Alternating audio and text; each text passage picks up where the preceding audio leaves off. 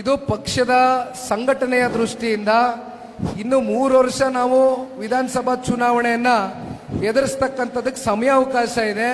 3 ವರ್ಷ ಅಂದ್ರೆ ನಮ್ಮ ಕಣ್ಮುಂದೆ ಇರತಕ್ಕಂಥದ್ದು 1000 ದಿನ ಅಷ್ಟೇ.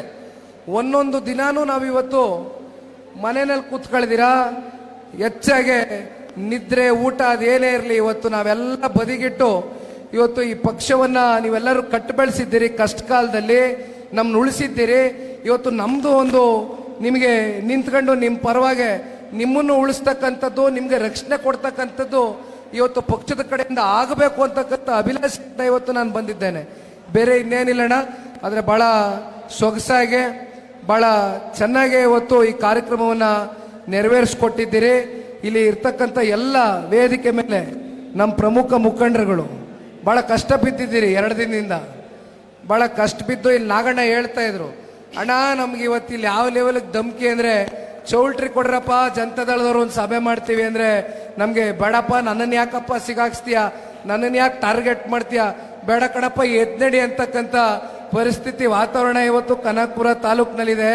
ಇದ್ರ ಮಧ್ಯನೂ ಕೂಡ ನಾವು ಸವಾಲಾಗಿ ಸ್ವೀಕಾರ ಮಾಡಿ ಇವತ್ತು ಈ ಕಾರ್ಯಕ್ರಮವನ್ನ ನೀವು ಬರ್ತಾ ಇದ್ದೀರಿ ಅಂತ ಯಶಸ್ವಿಗೊಳಿಸಕ್ ಪ್ರಾಮಾಣಿಕವಾಗಿ ನಾವೆಲ್ಲರೂ ಮುಖಂಡರುಗಳು ಕೈ ಜೋಡಿಸಿದೀವಿ ಅಂತ ನಾಗಣ್ಣ ಅವ್ರು ಹೇಳ್ತಾ ಇದ್ರಣ್ಣ.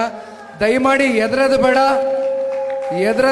ನಾನು ಮತ್ತೆ ಹೇಳ್ತೀನಿ, ಲೋಕಣ್ಣನಿಗೆ ಮುಂದೆ ನಾನು MLA ಚುನಾವಣೆವರೆಗೂ ನಾನು ಇವತ್ತು ಚರ್ಚೆ ಮಾಡಲ್ಲ. ಇನ್ನ 3 ವರ್ಷಗಳ ಕಾಲ ನಾನು ಒಂದ್ ಕಡೆ ರಾಜ್ಯ ಪ್ರವಾಸ ಇರ್ಬೋದು, ಆದರೆ ವಿಶೇಷವಾಗಿ ನಮಗೆ ನಮ್ಮ ಜಿಲ್ಲೆಯ ಜನತೆ, ವಿಶೇಷವಾಗಿ ಕನಕಪುರ ತಾಲೂಕು ಸೇರಿದಂತೆ ನೀವೆಲ್ಲರೂ ನಮಗೆ ರಾಜಕೀಯವಾಗಿ ಬೆಳೆಸಿದ್ದೀರಿ, ನಮ್ಮನ್ನ ಗುರುತಿಸಿದ್ದೀರಿ. ಈಗ ನಾವು ನಿಮ್ಮ ಜೊತೆನಲ್ಲಿ ನಿಂತ್ಕೊಳ್ತಕ್ಕಂಥ ಸಮಯ ಇದೆ. ನಿಮ್ಮ ಜೊತೆನಲ್ಲಿ ನಿಲ್ತೇವೆ. ಯಾರು ಒಳಗಡೆ ಆತಂಕ ಪಡ್ತಕ್ಕಂಥದ್ದು ಬೇಡ. ನಿಖಿಲ್ ಕುಮಾರಸ್ವಾಮಿನೇ ಇಲ್ಲಿ ಮುಂದಾಳತ್ವವನ್ನು ವಹಿಸ್ತಾನೆ, ನೇತೃತ್ವವನ್ನು ವಹಿಸ್ತಾನೆ ಪಕ್ಷದ ಸಂಘಟನೆಗೆ ಅಂತಕ್ಕಂಥದನ್ನ ಬಹಳ ಸ್ಪಷ್ಟವಾಗಿ ಹೇಳ್ತೀನಿ. ಯಾರು ಕೂಡ ಅನುಮಾನ ಪಡಬೇಡಿ. ಎಲ್ಲ ಧೈರ್ಯವಾಗಿ ಇಟ್ಟಿರ್ತಕ್ಕಂಥ ಹೆಜ್ಜೆನ ಬಹಳ ವೇಗವಾಗಿ ಮುಂದಕ್ಕೆ ನುಗ್ಗೋಣ ಅಂತಕ್ಕಂಥದ್ದು ಹೇಳ್ತಾ ಮತ್ತೆ ನನಗೆ ಮಾತನಾಡೋದಕ್ಕೆ ಅವಕಾಶ ಮಾಡಿಕೊಟ್ಟಂತ ಎಲ್ಲ ಪಕ್ಷದ ಮುಖಂಡರು, ಕಾರ್ಯಕರ್ತರಿಗೆ ನಾನು ವಂದಿಸಿ ನನ್ನ ಮಾತನ್ನು ಮುಗಿಸ್ತೇನೆ. ಧನ್ಯವಾದ.